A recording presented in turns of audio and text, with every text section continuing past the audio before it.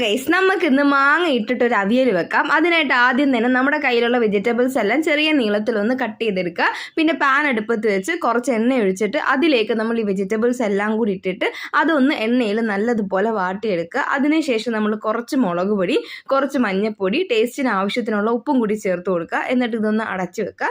അതിനുശേഷം നമ്മൾ വീണ്ടും പാൻ തുറന്നിട്ട് അതിലേക്ക് കുറച്ച് വെള്ളം ഒഴിച്ചു കൊടുക്കുന്നുണ്ട്. നമ്മുടെ വെജിറ്റബിൾസ് വേകാൻ വേണ്ടിയിട്ടാണ് ഈ വെള്ളം ഇങ്ങനെ ഒഴിക്കുന്നത്. എന്നിട്ട് നല്ലതുപോലെ ഒന്ന് മിക്സ് ചെയ്തിട്ട് നമ്മൾ മുരിങ്ങാക്കോൽ ഇട്ട് കൊടുക്കുന്നുണ്ട്.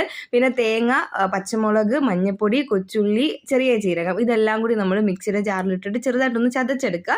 എന്നിട്ട് നമ്മുടെ വെജിറ്റബിൾസ് എല്ലാം നല്ലതുപോലെ വെന്തതിന് ശേഷം അതിലേക്ക് നമ്മൾ ഈ അരപ്പും കൂടി ചേർത്ത് കൊടുക്കുക. അത് കഴിഞ്ഞിട്ട് നമ്മുടെ കറിവേപ്പില ഒന്ന് കൈവച്ചിട്ടൊന്ന് ചതച്ചിട്ടൊന്ന് ഇട്ട് കൊടുക്കുക.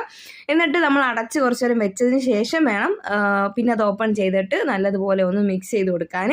പിന്നെ നമ്മൾ ലാസ്റ്റ് അതിലേക്ക് കുറച്ച് പച്ച വെളിച്ചെണ്ണ താളിക്കുന്നുണ്ട്. പിന്നെ കുറച്ച് നെയ്യും കൂടി ഇട്ട് കൊടുക്കുന്നുണ്ട്. നല്ല അടിപൊളി